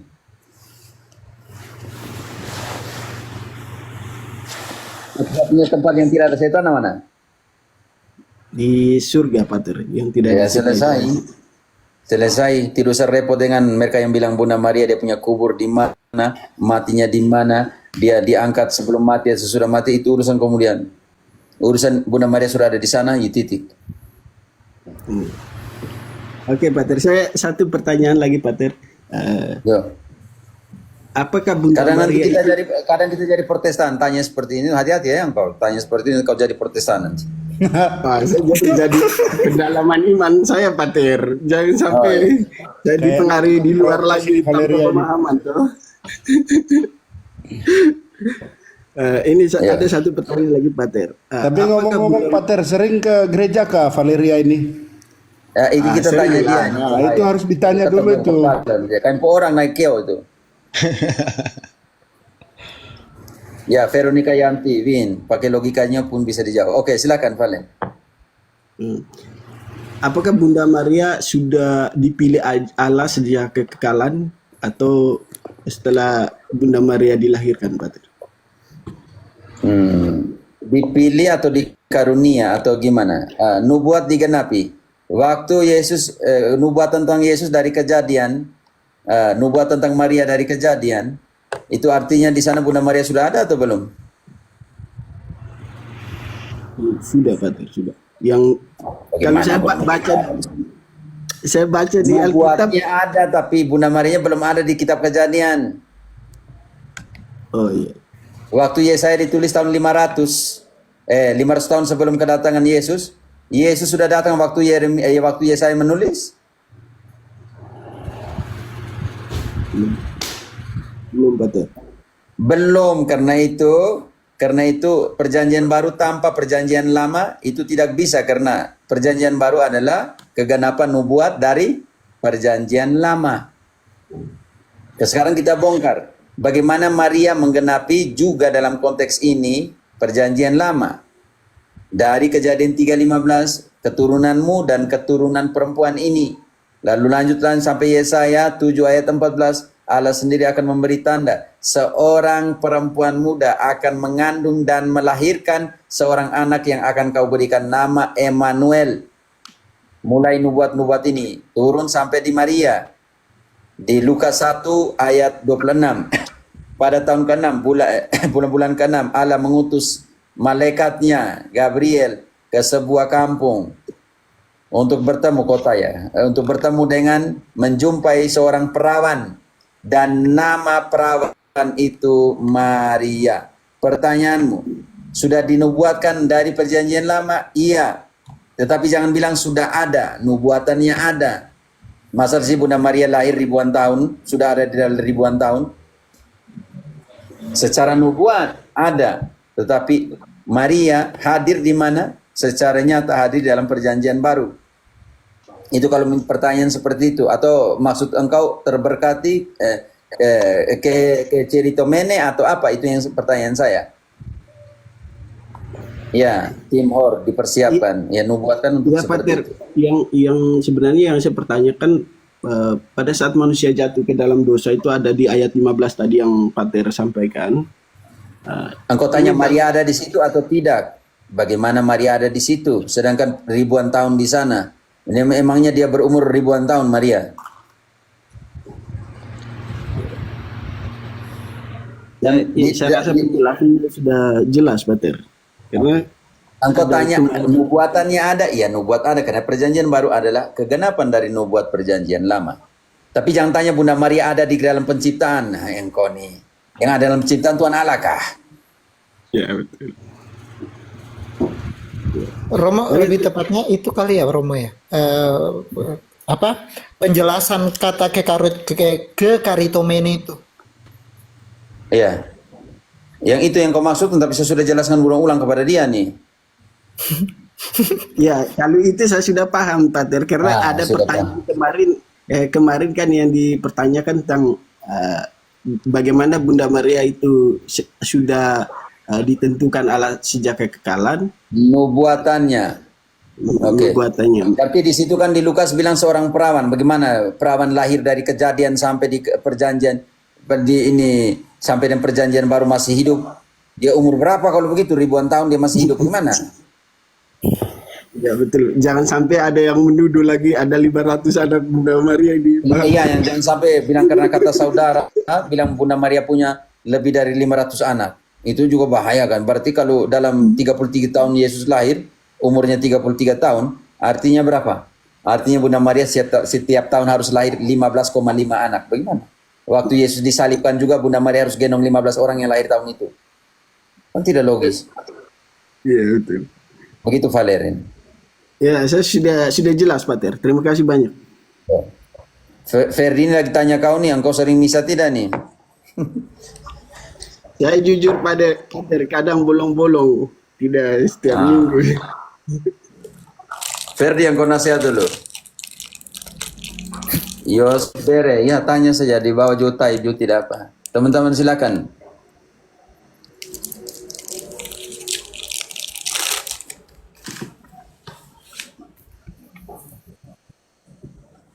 Ya silakan Ferdi, maybe.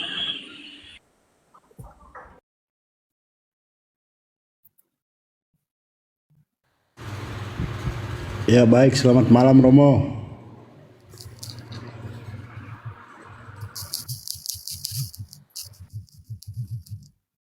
Lanjut Pak, lanjut.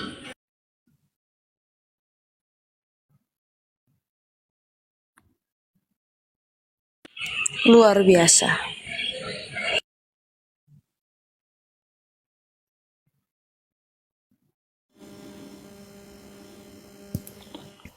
Ya silahkan. Yes, ber. Salve, salve, salve.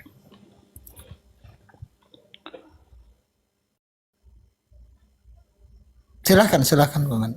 Oh ya, selamat malam, Pater. Selamat malam semua. Begini Pater, saya ke hari Kamis malam kalau tidak hari Selasa malam kalau saya tidak salah itu saya sempat ikuti perbincangan Pater dengan teman-teman itu tentang tuduhan teman-teman Protestan bahwa orang Katolik menyembah patung, dan Pater sudah memberikan beberapa penjelasan, termasuk bahwa dalam bait suci itu ada apa namanya yang bersayap, itu nama apa Pater? Yang bersayap itu namanya kerubim atau bukan? Ya, patung kerubim. Ya, patung kerubim itu. Yang ingin saya tanyakan begini Pater, karena teman-teman Protestan bertanya seperti ini, mereka juga mengiyakan, ada beberapa yang mengiyakan dalam diskusi kami, mereka juga mengiyakan bahwa memang dalam bait suci itu ada patung-patung kerubim. Tapi yang mereka pertanyakan kepada saya adalah mengapa dalam praktik kita orang Katolik ada beberapa daerah, mungkin katakanlah seperti di Larantuka, dalam tradisi Tuan Ma itu patungnya harus Prosesi. Ya, prosesi seperti itu Pater, dan Nampak? Sudah, saya mengerti. ya siap. Terima Oke. kasih Pater, terima kasih ya. 2 Samuel 6 ayat 5. 2 Samuel 6 ayat 5. Mulai dari 1 lah supaya mengerti. Oke. Aduh. Beginilah bunyinya 2 Samuel 6 ayat 1 sampai 5 teman-teman ya. Ya, mulai dari ayat 1 engkau. Betul. Mulai dari ayat 1. Mohon maaf, tadi sudah sempat matikan lampu aku. Aduh. Ini dia. Yang lain kalau itu. Valeria. Oh ya Pater, saya izin perkenalkan, saya orang Belu NTT, jadi saya agama Katolik. Terima kasih. Apa Kak? Daud mengumpulkan pula semua orang pilihan di antara orang Israel, 30.000 orang banyaknya. Kemudian bersiaplah Daud, lalu berjalan dari Baale Yehuda dengan seluruh rakyat yang menyertainya untuk mengangkut dari sana tabut Allah yang disebut dengan nama Tuhan semesta alam yang bertahta di atas kerubim. Tahan dulu Mereka Mina. menaik. Yang Iya. bait tabut perjanjian dengan nama sebutan Dengan nama Allah, Allah yang bertakhta di atas. kerubim. Oke, karena apa? Karena ditutupan tabut perjanjian itu. Sebentar saya langsung ambil deh, langsung tunjuk. Mantap.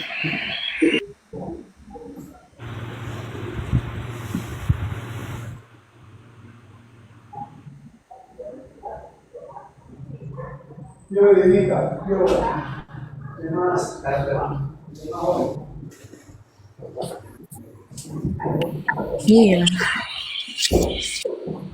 Ya, sebenarnya kita Langsung ya. Supaya ya. Ini tabut perjanjian. Ini 2 kerubim patung dari emas ya teman-teman. Ini bukan emas, hanya yang di sana, jangan sampai kamu bilang emas. Ini ketika ada keluarga yang dari Proki yang ke Tanah Suci, mereka beli jadi hadiah. Jadi ini kerubim. Yos, jadi ketika orang pikul tabut perjanjian ini dipikul, seolah-olah Allah bertakhta di atas patung kerubim. Bisa mengerti dulu? Yos, Mengerti Bere? Pater. Oke. Mengerti Pater. Mengerti. Di dalam tabut itu ada piala emas yang berisi mana, hosti, semacam hosti. Ada tongkat Harun yang sebagai imam agung yang bermekar, dan ada 2 loh batu yang berisi 10 perintah Allah. Oke. Mereka keluar ayat 5-nya langsung. Daud dan seluruh kaum Israel menari-nari di hadapan Tuhan dengan sekuat tenaga, diiringi nyanyian, kecapi, gambus, rebana, kelentung, dan caracap. Sudah Nona, orang Israel buat prosesi dengan tabut perjanjian, dengan pikul patung kerubim yang di dalamnya ada tabut perjanjian yang berisikan piala emas, yang berisikan mana, tongkat Harun, dan 2 loh batu. Yang di atas tutupannya adalah 2 kerubim besar. Mereka melakukan prosesi Kenapa tidak kritik Daud kalau begitu, Yosber? Siap, Pater, siap. Selesai itu. Baik, terima kasih Pater untuk penjelasannya. Permisi Pater, saya mungkin ini mau ada pertanyaan dengan penjelasan tadi Pater. Apakah ketika kita mengarak patung itu sebagai bentuk penyembahan atau penghormatan Pater? Karena yang menjadi salah paham selama ini dari proti-proti bahwa ketika kita melakukan prosesi itu artinya kita menyembah Pater.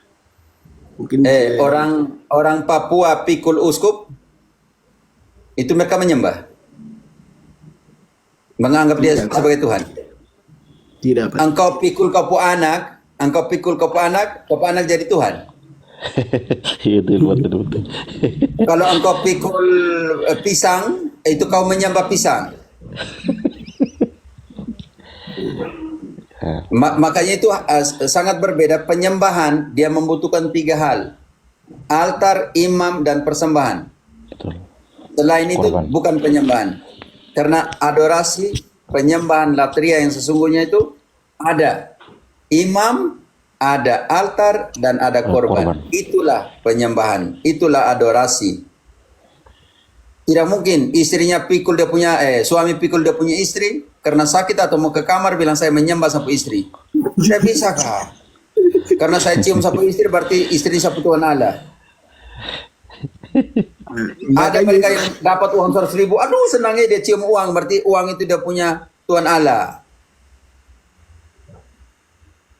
Jadi kau jangan pergi pikul kopo istri malam ini, kau bilang nanti orang bilang kopo istri lain, saya di Tuhan Allah, kau karena pikul saya.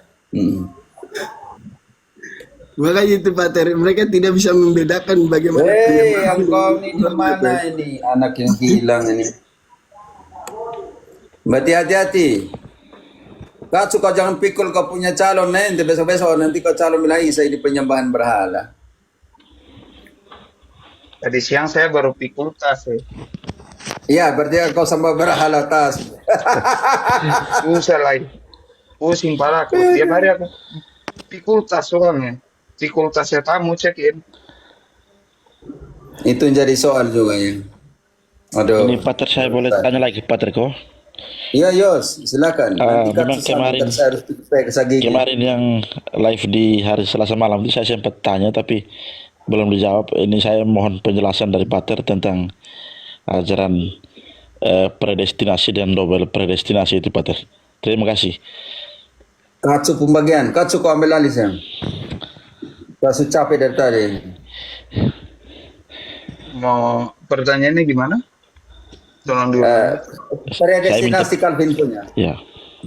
Double predestinasi. Bedanya predestinasi dengan Dan double predestinasi. double. Ya. Ini saya jelaskan secara sederhana. Kalau predestinasi itu Allah dalam menjalankan dia punya rencana keselamatan, dia memilih orang-orang tertentu sebagai alatnya, instrumennya dalam menjalankan karya keselamatan. Contohnya Abraham, para nabi dalam perjanjian lama, sampai era 12 nabi, nanti hakim-hakim, raja-raja, itu semua predestinasi mereka.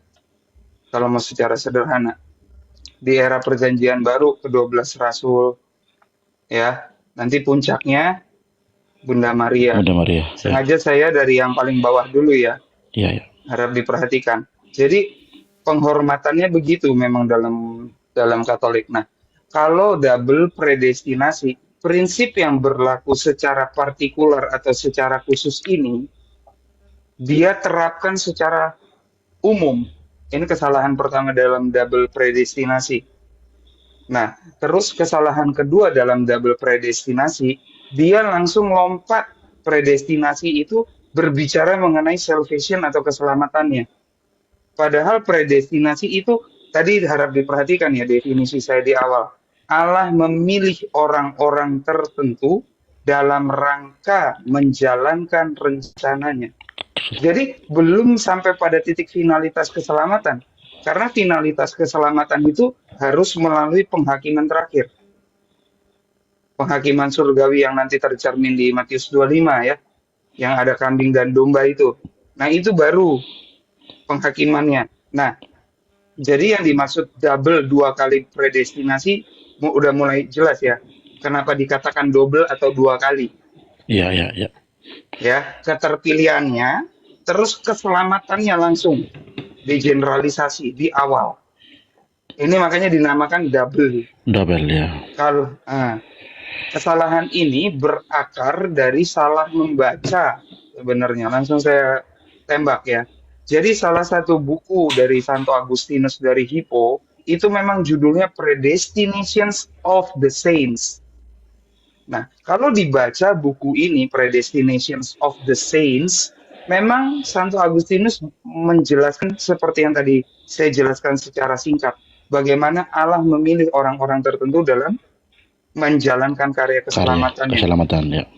Termasuk nanti keterpilihannya Nabi Elia ya, keterpilihannya ya boleh pakai tokoh seperti Musa, itu nggak masalah. Memang mereka ini orang-orang yang dipilih Allah. Gitu. Nanti Yakub juga termasuk di dalamnya ya. Ini sengaja saya sebut beberapa tokoh sentral ini jadi biar jelas dari era perjanjian lama siapa aja yang dipredestinasi, di era perjanjian baru siapa aja. Ya, 12 rasul ya. Termasuk Yudas Iskariot kalau mau dikatakan dipredestinasi dia dipredestinasikan. Predestinasi. Tetapi yang orang lupa dalam predestinasi itu dia selalu mengandaikan adanya tanggapan dari pihak manusia. Jadi Allah dalam kebijaksanaan ilahinya dia sudah memperhitungkan bahwa orang ini akan memberikan respon. Nah, begitu. Di sini jadi Allah menghargai free will manusia. Free will, ya. Kehendak Ya, bebas. ini perbedaan keduanya. Kita mulai bicara yang agak di dalam. Jadi di dalam predestinasi free will manusianya nggak hilang. Tetapi Allah dalam kebijaksanaan ilahinya dia udah tahu. Manusia ini akan memberikan respon seperti itu. Nah, kalau di double predestinasi unsur ini hilang. Oh iya. Perbedaan kedua. Ini nggak ada. Jadi manusianya seperti robot. Karena udah dipantek di awal, plek, harus begitu. Nah, ini kenapa nanti saya sering mengatakan, kalau brother nanti ketemu saya di tempat lain, jangan bingung. Saya bilang ini pandangan yang bercirikan gnostik. Karena di sini udah terjadi pendikotomian antara positif dan negatif, baik dan jahat. Ini juga double ya, harap diperhatikan. Dua ini, dualisme ini. Begitu nanti dilengkapi oleh Romo, kalau penjelasan saya kurang. Silakan Romo.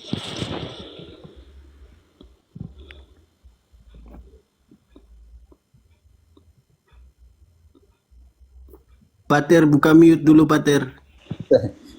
Ya, sentuh sedikit Agustinus dikeliru dalam saya pikir ini Calvin sangat keliru untuk membaca predestinasinya Agustinus. Sebenarnya sangat sederhana. Allah mulai betapa besar kasih Allah kepada dunia. Dia memulai memilih kita dengan cara seperti itu. Contoh yang paling nyata ketika kita baca Roma 8 ayat 29-30. Ya, dalam hubungan tadi dengan Katsu sentuh sedikit ini para rasul dan semua. Contohnya, tetapi ketika engkau dipilih, engkau jangan pikir nanti engkau sudah diselamatkan karena engkau dipilih itu. Kalau double predestinasi ketika engkau dipilih, pertama awalnya Allah telah memilih engkau, nanti Allah juga akan menyelamatkan engkau dengan sendiri. Tidak, prosesnya panjang. Oke. Contoh kecil kita pakai analisa itu Roma 8:29-30. Sebab semua orang yang dipilihnya dari semula, mereka juga ditentukannya dari semula untuk menjadi serupa dengan gambaran anaknya, supaya ia, anaknya itu, menjadi yang sulung di antara banyak saudara. Dan mereka yang ditentukannya dari semula, mereka itu juga dipanggilnya. Dan mereka yang dipanggilnya, mereka itu juga dibenarkannya. Dan mereka yang dibenarkannya, mereka itu juga dimuliakannya. Pertanyaan saya, ketika dia panggil, engkau jawab tidak. Yosbere. Tuhan tidak bilang paksa kau, toh? Kalau Iya, kau panggil, dia betul. berikan engkau Memilih, apa untuk jawab? memilih untuk menanggapi ya, Pater ya. Apa yang apa rasamu ketika engkau panggil anakmu dan anakmu tidak menjawab? Ya, Apa yang ajaran Yesus selama ini kepada para rasul, juga termasuk kepada Yudas, supaya balas kasih, supaya menghargai, supaya jangan cinta uang dan semua. Tetapi Yudas tidak mau jawab, ya bukan lagi urusannya Tuhan Yesus. iya, ya. Menggenapi apa yang dinubuatkan dalam Mazmur. Tetapi di situ Yudas pun masih diberikan free will untuk menyesal.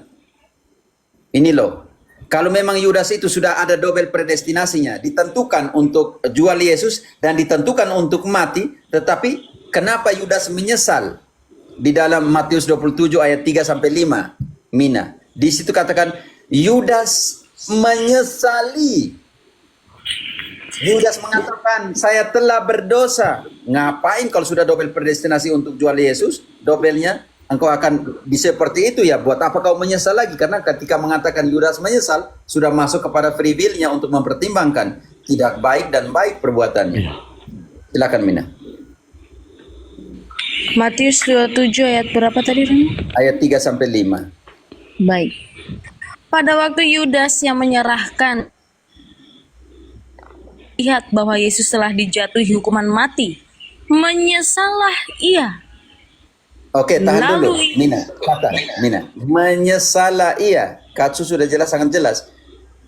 Oke lah, menggenapi nubuat, dipilih dalam pengertian. Tetapi di sini kalau sudah dipilih, sudah double predestinasi bahwa untuk jual Yesus, buat apa dia menyesal lagi? Buat apa lagi? Karena buat apa? Sudah double predestinasi untuk dia. Ini yang kegagalan epistemologinya Calvin. Oke, lanjut. Menyesalah dia. lalu ia mengembalikan uang yang 30 perak itu kepada imam-imam kepala dan tua-tua. Dan Lanjut. berkata, aku telah berdosa karena menyerahkan darah orang yang tak bersalah.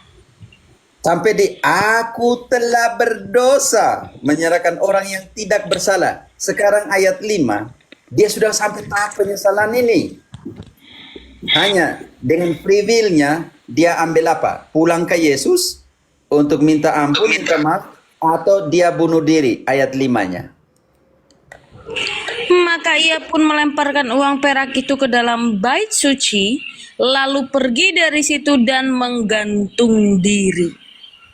Pertanyaan saya untuk Katsu dan kawan-kawan, kalau Yudas pulang ke Yesus untuk minta ampun, apa yang terjadi? Katsu. Jadi ampuni. Pasti Dia dia ampuni. dia pasti Yang dia selamat. buat Mina, apa yang dia Betul. buat Mina? Dia ambil kena free will-nya, dia pergi bunuh diri. Silakan. Iya. Tandanya ya.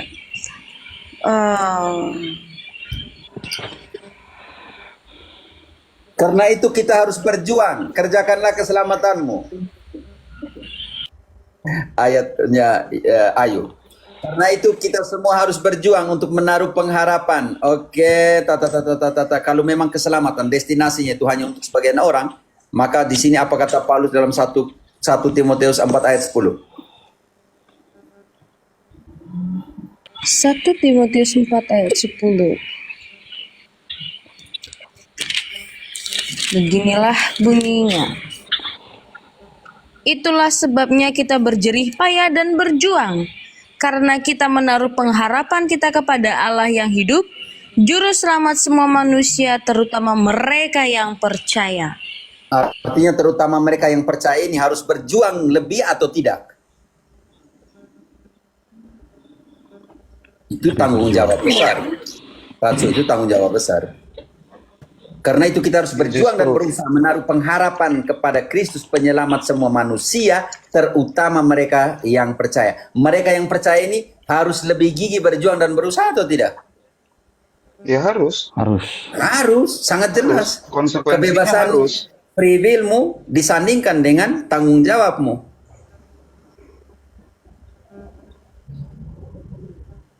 Makanya berusaha untuk masuk melalui pintu yang sempit. Kalau sudah double predestinasi, buat apa lagi ke sana kan? Buat apa lagi masuk melalui pintu yang kecil? Sudah. Berarti coret semua yang ayat-ayat seperti yang berjuang masuk melalui pintu yang sempit. Coret Matius 10 ayat 22. Kamu akan dibenci oleh karena namaku, tetapi siapa yang bertahan akan diselamatkan. Yang bertahan. Bukan yang sudah ditentukan untuk selamat, itu selamat. Tidak. Yang bertahan di dalam persekusi semua itu yang akan diselamatkan. Begitu Yosbere. Jadi Calvin punya tulip dan double predestinasi ini anti-biblis. Memang susah ahli hukum menerjemahkan, menafsirkan kitab suci, memang susah ya Katsu. Makanya dia punya penafsiran kan agak kaku karena backgroundnya itu pesan buat teman-teman. Jadi kalau bicara sama orang, kita juga perhatikan mereka punya latar belakang. Karena dengan mengetahui latar belakang mereka, paling tidak kita menjadi punya jembatan masuk. Terus yang saya mau sampaikan lagi, karena tadi tokoh Yudas kita bawa-bawa, tetap ya kalau dari magisterial kita, bahkan kita bisa lihat, kendati tadi kan keputusan dia bunuh diri, secara magisterial tidak pernah ada ketetapan dia ini surga atau neraka. Itu yang mau saya ingatkan. Karena ini penting ya. Karena bagaimanapun gereja Katolik itu mengimani Allah yang penuh kasih. Ada satu titik buta, enggak, ini titik butanya. Jadi nanti kalau ditanya sama orang di luar Katolik bisa dijelaskan sama teman-teman. Kenapa magisterial kita tidak pernah menjelaskan, oh Yudas nih surga atau neraka. Tidak pernah. Karena ada satu titik buta yang tidak pernah bisa dipastikan dengan baik. Tadi kan dia mengambil keputusan bunuh diri. Antara dia mengambil keputusan bunuh diri sampai dia putus nyawa, itu kan masih ada rentang waktu. Sekalipun rentang waktunya singkat, apabila terjadi penyesalan, gereja Katolik mengimani tadi, Allah kita penuh kasih, pasti akan mengampuni. Dan ini tidak ada orang yang bisa mengetahui titik ini selain Hakim Agung. Nah ini karena saya bicara ini karena di publik banyak yang mengembangkan, ada yang bilang Yudas itu ke surga dasarnya begini, ada yang ke neraka dasarnya begini. Tidak ya, kalau secara Katolis. Karena tadi, magisterium kita menghormati haknya Hakim Agung. Di situ hak Hakim Agung yang berperan.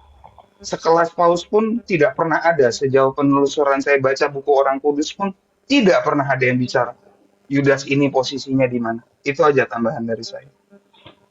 Oke, teman-teman yang kasih kompor di bawah. Bilang apa ya yang tulis bilang, Romo Komal sebelah ngatain Romo Cafe berani main di belakang saja.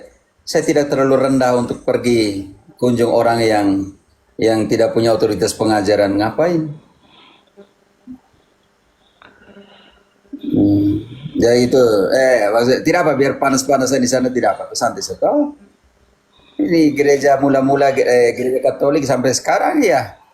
Kalian membutuhkan pengajaran di gereja Katolik ya datang, daripada saya ke sana buat Ini apa? saya kasih jawaban mungkin agak nggak enak ya.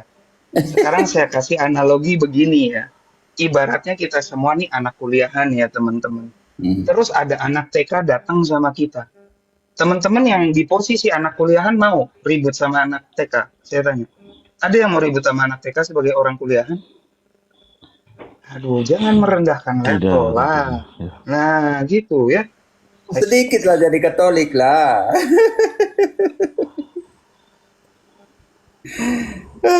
Mereka yang keluar dari kita pergi sana, datang kembali, ya sudah, Bapak itu tunggu anak bungsu pulang, bukan Bapak cari di sana. Begitu. Oke, santai saya teman-teman. Hanya tadi karena ada yang kompor di bawah jadi aman. Saya 10 menit lagi Padre Pio karena harus ini ada gigi satu nih bolong. Ini Katsu punya tema ini anak TK dengan anak mahasiswa nih. Rusak. Iya, oke. Ini Pio lagi media. Pater, permisi, Paman Baik, Katsu. terima kasih Pater, saya izin turun. Joseph, kau kemana saja Joseph? Thank you. Salve Terima teman-teman kasih. semuanya. Yo. Assalamualaikum Joseph. Assalamualaikum.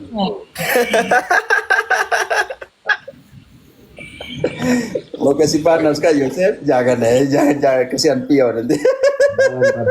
Jangan Pater. Jangan, oke. Rusak ya. Oke, Pio. Iya, Roya Romo. Saya 9 menit lagi ya turun jam 11. Kalian Oke, silakan. bertanya aja. Mumpung Romo masih 9 menit. Ya, saya mungkin ini meminta Paman Katsu mungkin memberikan analogi tentang double apa tadi? Saya juga Predestinasi. ya, maksudnya ini kan banyak juga awam kita yang belum memahami pengertian tentang itu, Paman Katsu. Mungkin bisa dipaparkan secara sederhana lah, biar karena selama ini juga ketika ada beberapa yang menjelaskan bingung juga Pak ini Paman Katsu. Mungkin bisa dianalogikan kah atau penjelasan secara simpel?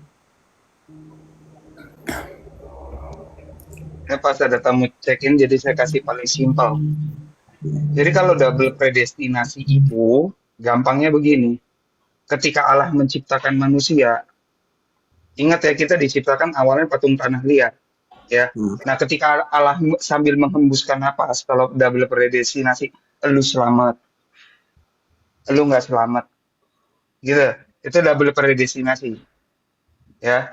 Kalau predestinasi, kan kita diciptakan patung tanah liat, dihembuskan tadi nafas hidup, kamu hidup, Allah tetap menuntun. Itu bedanya di situ aja. Kalau mau secara sederhana, Allah menuntun. Itu yang nanti konsep lawannya dari double predestinasi itu providentia divina atau penyelenggaraan ilahi. Jadi melalui perjumpaan selama hidup dengan ketemu orang, kayak ketemu Romo Cafe, ketemu Komal ini, itu termasuk bagian dari penyelenggaraan ilahi bagaimana Allah menuntun umatnya, orang-orang yang dipredestinasi. Oke, saya ke tamu dulu. Oke, terima kasih Paman Katsu. Pater, saya minta izin turun dulu. Terima kasih penjelasannya. Tapi jangan lupa ke gereja kok ya. Kau naik di Komar. Iya, Pater. Iya, betul. Oke. Berarti predestinasi hanya dengan kata selamat, selamat, selamat itu. Yang gak punya prinsip dasar. Iya. Sekali selamat tetap selamat. Ternyata kitab suci tidak ngomong seperti itu. Ya. Terima kasih Pater, saya izin. Lagi 7 menit ya teman-teman. Ini Armando yang Protestan bebalnya, tapi aku sudah tidak sanggup. Kakak Romo, aku udah. Yang mana nih? Ini Armando ini. Armando sering naik ke room saya, Armando nih. Oh, oke. Bagus. Kenapa lagi dia, Armando?